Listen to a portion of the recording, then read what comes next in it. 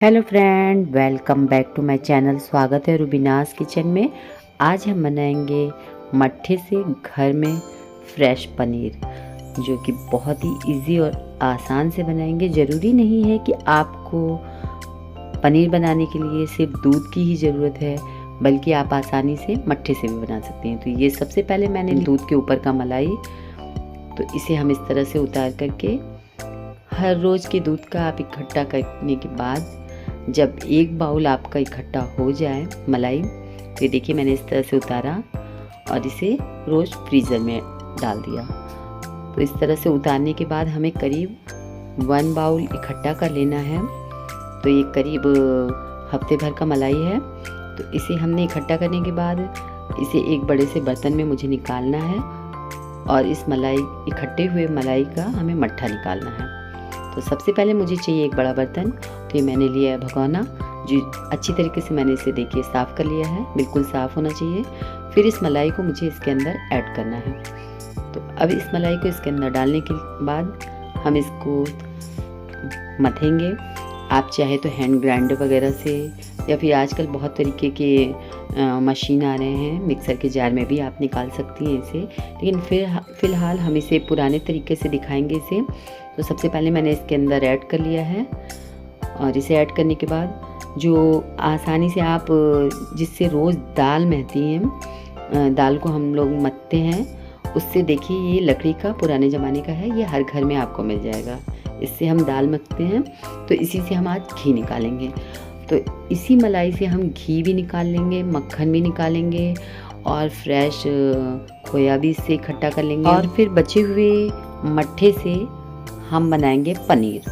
तो आज हमारा मेन इसको दिखाना है कि मट्ठे से हम कैसे पनीर बनाते हैं, छाछ से, जिसे छाछ भी बोलते हैं। तो इस मलाई को हम देखिए कंटिन्यू इस लकड़ी के दलमहनी से मथ रहे हैं।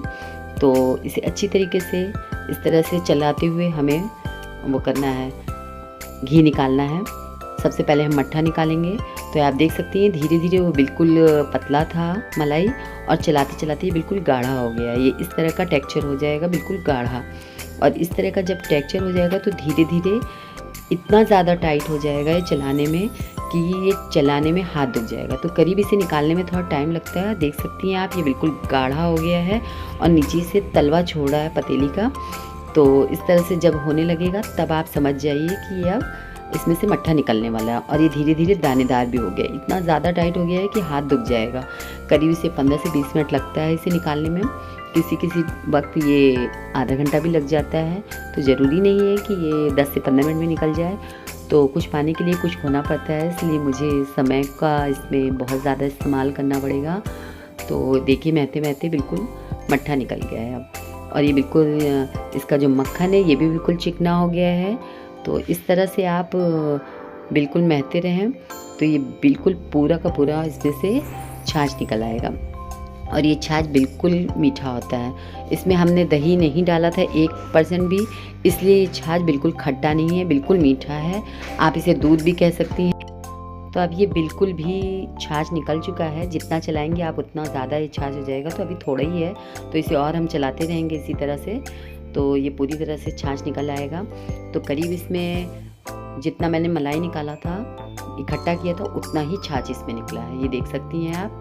तो इतने छाछ में, छाछ या दूध, आप इसे दूध ही कह सकती हैं, मक्खन अलग हो गया है और ये दूध अलग हो गया है। तो अब हम इस मक्खन को उठा करके कढ़ाई में डाल देंगे, चढ़ा देंगे, जिससे ये मक्खन निकल जाए। तो आप देख सकती हैं ये मक्खन मैंने कढ़ाई में डाल दिया है।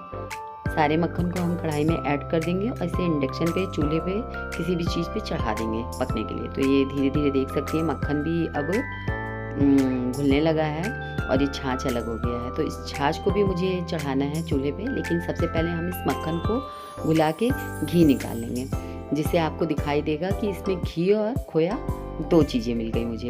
एक ही मलाई से घी और खोया 2 चीज़ें ये निकल गई, और छाछ अलग मैंने रख दिया है, उससे हम पनीर बना लेंगे। छाछ में भी हमें 2 चीज़ें तैयार मिल गई और मक्खन में भी। तो ये 4 चीज़ें हम सिर्फ एक मलाई को इकट्ठा करके बना लेंगे। लोग मिसाल देते हैं कि दूध से बहुत सारी चीज़ें बनती हैं, आज हम वो बना के आपको दिखाते हैं। तो ये देखिए इसे भी कुल 15 से 20 मिनट लगा है और ये इस स्टेज पे पहुंच गया है खोया, बिल्कुल फ्रेश खोया तैयार हुआ है। इस खोए से आप मिठाई, हलवा कुछ भी बना सकती हैं। ये खोया बिल्कुल वैसे ही है, घर का शुद्ध खोया आपको दिखाते हैं।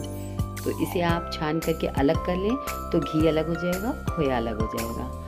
तो ये इससे पहले वीडियो मैंने एक डाला था जिसमें आपको घी और खोया दिखाया था, 2 चीज़ें मलाई से। आज हम 4 चीज़ें दिखाएंगे। आज हम पनीर भी बनाएंगे आपको। आप चाहे तो इससे पनीर बना सकती हैं, चाहे तो इससे फ्रेश क्रीम भी तैयार कर सकती हैं, और या आप चाहे तो बटर भी तैयार कर सकती हैं। अगर आपको पनीर नहीं चाहिए तो आप उसी बैटर से आप मिक्सर में चला करके फ्रेश क्रीम बना सकती हैं इसे, या फिर आप इसे बटर भी तैयार कर सकती हैं छाछ से। तो सिर्फ ये आधे नींबू के कमाल से हम आपको दिखाएंगे कि किस तरह से ये पनीर बन जाता है। तो सबसे पहले हम इस घी को साइड कर लेते हैं पूरी तरीके से। वो करने के बाद जब अच्छी तरीके से घी बाहर आ जाएगा तो आप इसे जार में ठंडा करके भर लें, और इस छाछ को हम चूल्हे पर चढ़ा देंगे उसी जगह, और इसमें ये नींबू निचोड़ देंगे। तो इसे भी हम वो करने के लिए चूल्हे पे इसे चढ़ाना पड़ेगा। तो अब हम इसे चूल्हे पे चढ़ा देते हैं, और इस तरह से जब हल्का सा गर्म हो जाएगा तो धीरे धीरे मुझे नींबू को निचोड़ देना है और इस तरह से चलाना है जब तक कि पनीर फट के अलग ना हो जाए। तो अब सबसे पहले आप देख सकती हैं कि मक्खन घुल रहा है किनारे का। मैंने इसे चूल्हे पे चढ़ा दिया है, तो ये काफ़ी हद तक के गर्म हो गया। अगर आप इसे बहुत ज़्यादा बॉयल कर देंगी, इस दूध को बहुत ज़्यादा बॉयल हो जाएगा तो ये छेना बन जाएगा। तो आपको बहुत ज़्यादा बॉयल नहीं करना है, इतना बॉयल करना है कि इससे आसानी से पनीर निकल जाए। तो ये देख सकती हैं सारे मक्खन घुल चुके हैं, और मैंने नींबू भी इसके अंदर ऐड कर दिया है।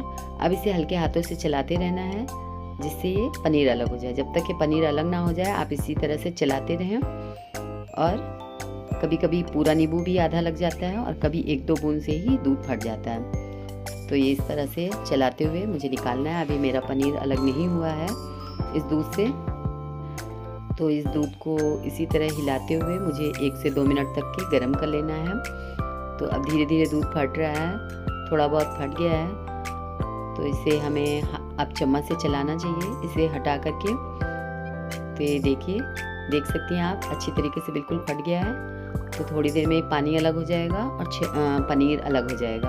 अगर आप इसी को बहुत ज़्यादा गर्म कर देंगी तो ये छेना तैयार हो जाएगा बॉयल होकर के। तो उसे मसल करके आप कोई भी मिठाई छेने का बना लीजिए। तो अब हम इस स्टेज पे हमने गैस बंद कर दिया है, और अब हम इसे किसी कपड़े या छन्नी में छान लेंगे। तो मैंने इसके लिए एक बड़ा सा बाउल लिया है, और आप देख सकती हैं ये पूरी तरह से छेना बाहर आ गया है। तो अब मैंने एक बाउल में छन्ना रख दिया है, और उसमें हम इसे छान लेंगे।